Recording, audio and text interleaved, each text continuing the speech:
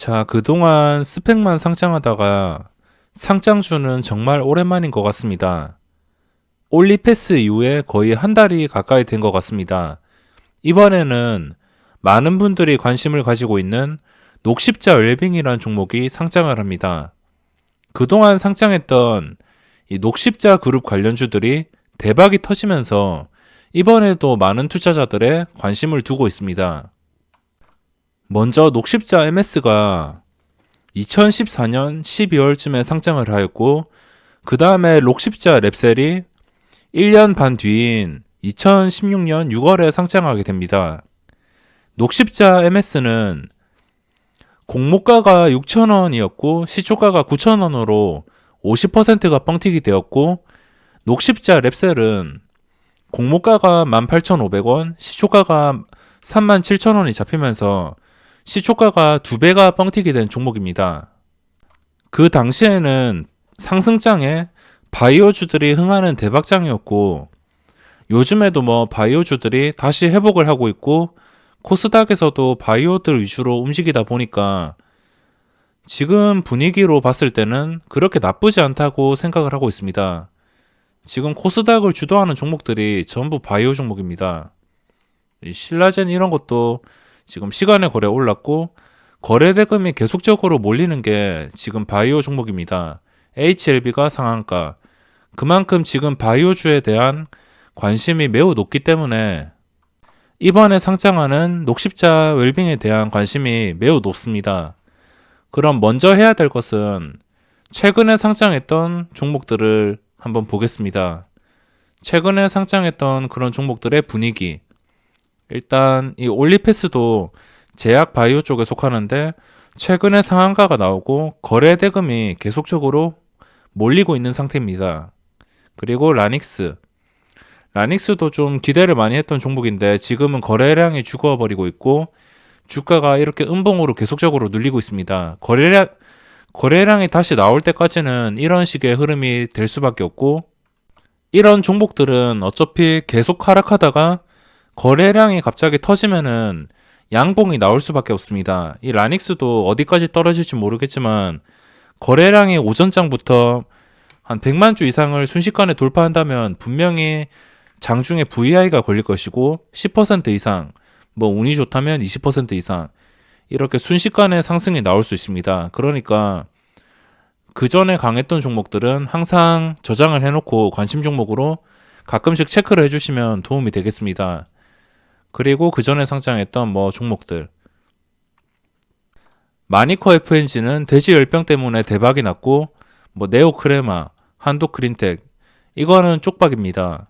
그리고 다른 종목들도 레이는 그래도 대박이고, 제가 봤을 때 이 레이는 주가가 계속 무너지지 않는 걸로 봐서 계속적으로 상승할 가능성이 높다고 생각을 하고 있습니다.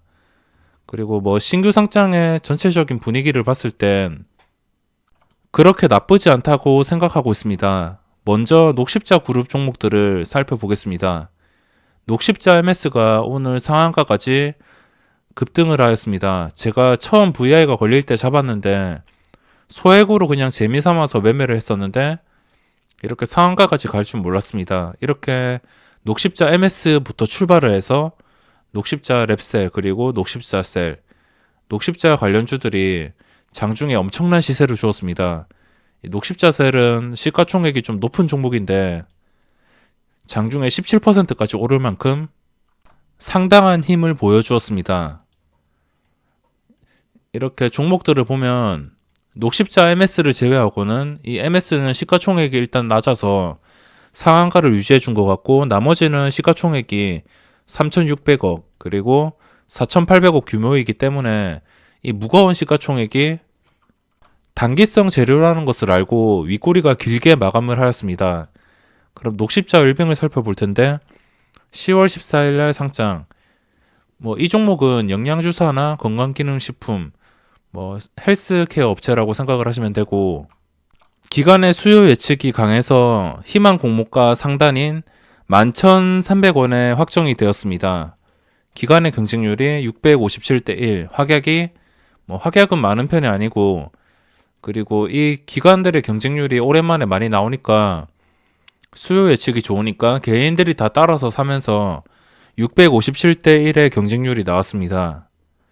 주식수는 1770만 주, 약 1700만 주인데 이 정도면은 적은 편은 아니라고 생각하고 있습니다. 당연히 상장 첫날이라서 거래량이 엄청나게 몰리겠지만 이 정도 주식이면은 좀 무겁지 않나 생각을 하고 있고, 유통 가능한 물량을 보시면 전체 주식수 약 1700만 주 중에 유통 제한 물량이 51%, 유통 가능한 물량이 49%, 그냥 반반이라고 보시면 됩니다. 이 중에 약 21%, 380만 주 정도 되는 물량이 공모주주의 물량입니다. 이것을 제외하면은 구주주의 물량이 거의 27% 이상이라는 것인데, 이 정도 수치면은 주식수가 많고 시가총액이 공모가에 상장을 할 경우에 2천억부터 시작을 하겠지만, 제대로 된 세력이 들어온다면 이런 종목을 상한가까지 보내는 것은 그렇게 어렵지가 않습니다. 우선 녹십자 MS부터 살펴보겠습니다. 이 녹십자 MS가 대박이 났습니다. 이게 대박이 나면서 녹십자 랩셀도 상장할 때 2배로 상장하게 되었고, 녹십자 MS를 보시면 공모가가 6,000원이었고 그리고 9,000원에 상장을 했습니다. 9,000원에 상장을 했는 게 여기서 9,000원에 상장을 해서 쭉 오릅니다. 9,000원부터 25,000원까지.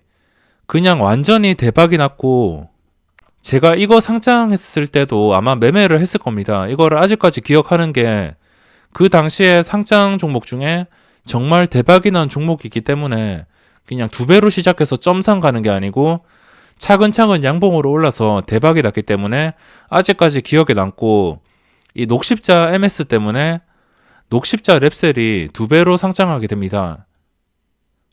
이게 상장 첫날 수급인데 점상을 갔습니다.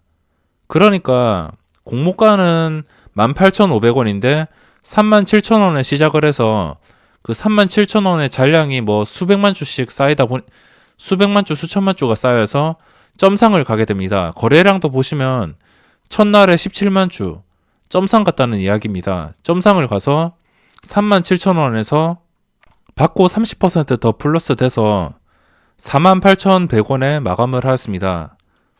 일별 이 종가를 보시면 첫날부터 점상을 가고 두 번째 날도 거래량이 몰리면서 상한가를 갔습니다. 그 뒤로는 계속적인 폭락. 보이시죠? 끔찍합니다. 이게 보시면 일별로 보시면 그냥 첫날에만 뻥튀기가 되었지, 그 다음부터는 그냥 지옥과 다름이 없습니다. 11%, 8%, 6%, 3%. 그냥 다 파란색입니다. 빨간색은 1% 거의 오르지도 않고, 떨어질 때는 막 8%, 5%, 4% 엄청나게 떨어지게 됩니다. 62,500원이었던 게 순식간에 그냥, 차트를 보시면 아실 겁니다. 이게 65,600원까지 갔다가 3분의 1 토막이 났습니다. 2만원까지 떨어지게 되고, 그리고 바이오주들이 폭등하는 시장에 왔을 때 또 대박이 납니다. 이 날이 어떤 날인지는 다들 아실 겁니다. 이 녹십자 랩셀도 바닥에서 4배까지 급등할 만큼 엄청난 시장이었는데, 셀트리온과 셀트리온 헬스케어를 중심으로 이 셀트리온 헬스케어도 거의 5만원 수준에서 16만원까지 엄청난 시세를 주었습니다. 그냥 바이오 종목들의 묻지마 폭등, 역사적인 날이었고, 지금은 이런 상태가 뜨기는 힘듭니다. 현실적으로 이런 상태가 되기는 힘들고, 신라젠도 15만원까지 갔었는데, 지금 신라젠이 아무리 단기간에 이렇게 반등을 한다 해도 원래 주가를 찾기는 거의 정말 힘들 것이고, 다른 바이오주들을 보시더라도 신고가까지는 아마 가지 못할 것 같습니다. 녹십자 랩셀. 그러니까 이 녹십자 랩셀을 보면 알 수 있듯이 신규 상장은 정말 단순합니다. 이 신규 상장을 올려주는 주체가 있습니다. 주체가 첫 번째는 진짜 대형주면은 외국인이 주체가 되겠지만 대형주가 아니고 뭐 시가총액이 조 단위가 아닌 이상은 몇 천억 단위면은 다 거기서 거기입니다. 주체가 기관이거나 아니면은 그냥 개인 세력, 기관이 아닌 세력, 기관이 아닌 세력. 이 둘 중에 한 개가 이 신규 상장을 하면은 주가를 올려주는데 큰 역할을 하게 됩니다. 이 녹십자 웰빙은 많은 사람들이 똑같은 생각을 하고 있고 바이오 종목들이 급등하는 시장이니까 당연히 시초가의 매수세가 몰릴 수밖에 없습니다. 이 세력들이 입장 바꿔서 생각해서 나 자신이 세력이라면 이 공모가에서 뻥튀기 되는 종목을 과연 사줄 것인가? 물론 개인 투자자들 힘으로도 주가를 이런 식으로 장중에 엄청나게 올려놓을 수 있습니다. 하지만 올려놓은 다음이 문제인데 올려놓은 다음에 주가가 버티지를 못합니다. 전부 개인 투자자이기 때문에. 그러니까 이 종목이 상장하든 녹십자 웰빙이 아니더라도 다른 종목이 상장하든 간에 주포는 무조건 있어야 됩니다. 라닉스에 주포가 들어왔죠. 이 주포의 목표가는 모르겠지만 라닉스는 7,000원에서 이틀 동안 급등을 하면서 거래량이 모든 걸 말해줬습니다. 주포가 안 들어오는 종목들은 어떻게 되냐면 첫날에만 그냥 거래량이 많지 그 뒤부터는 거래량이 뚝뚝 끊깁니다. 뚝뚝 끊기면서 그냥 계속적으로 하락. 중간중간에 시간의 거래에 험해수 넣어서 중간중간에 이런 식으로 반응을 주거나 아니면은 바닥을 찍었다 하면은 한 번쯤 이렇게 반응을 줄 때가 있습니다. 신규 상장 패턴이 다 이렇고 아무튼 첫날 이후에 거래량이 확 줄어든다면 그 종목은 주포 자체가 없다고 생각을 하시면 됩니다. 이런 식으로 양봉을 유지해줘야지 그리고 자연스럽게 거래량이 따라오는데 이거를 다 주포가 만듭니다. 개인 투자자가 이렇게 만들 수는 없고 이 녹십자 웰빙이 오를지 내릴지는 오직 주포의 의지에 달렸습니다. 유통 가능한 이 전체 물량 중에 기관들의 물량은 당연히 나올 것이고 구주주의 물량도 상당히 나올 것이라고 예측하고 있습니다. 그러니까 이 물량들을 전부 개인 투자자들이 받는다면 주포가 없다면 그렇다면 당연히 주가는 하락할 가능성이 높아집니다. 그 주포가 들어올 만한 그런 조건은 당연히 이 확정 공모가가 아니고 이 확정 공모가에서 몇 %로 시작하냐 이게 가장 중요합니다. 여기서 녹십자 MS가 공모가 대비 50% 뻥튀기가 되었지만 이런 식으로 대박이 났습니다. 만약 이 종목도 2배 상장해서 점상 이렇게 갔으면 그 점상이 풀리는 시점이 고점이라고 생각을 하시면 됩니다. 보통 점상 가는 종목들, 신규 상장인데 점상 가는 종목들을 보면 다 패턴이 비슷합니다. 일단 이게 양봉으로 과거에 표시가 되어 있지만 이날 상황을 지켜본 사람들은 다 아실 겁니다. 그냥 2배 서로 살려 하다가 점상 가고선 가격이 최대한 높아진 상태에서 이제 그 상한가가 풀리니까 개인 투자자들이 매수가 됩니다. 고점에서 개인 투자자가 매수가 가능하다는 뜻은 끝물일 가능성이 높기 때문에 어떤 신규 상장주라도 2배 상장해서 점상 가는 종목들은 그 다음 날에 사더라도 운이 좋으면은 몇 % 단타를 칠 수 있겠지만 잘못 물리면은 순식간에 반토막이 납니다. 이 녹십자 웰빙도 확정 공모가가 11,300원.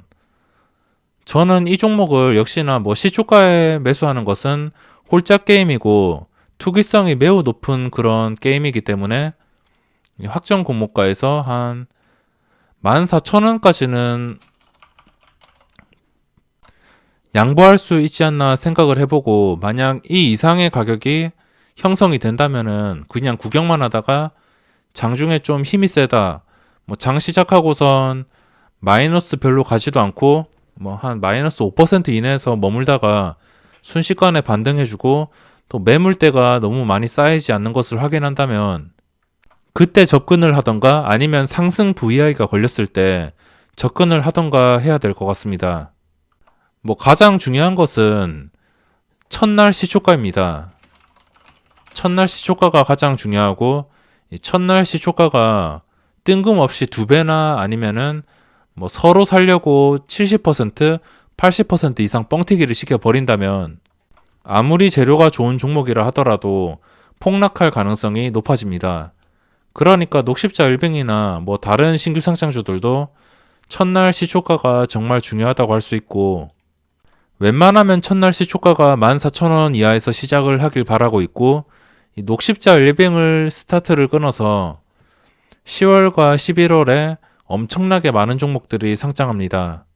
어떤 종목이 상장하더라도 주포가 사고 싶은 종목이 될 수 있도록 시초가가 뻥튀기 되지 않는 게 가장 중요하다고 할 수 있습니다.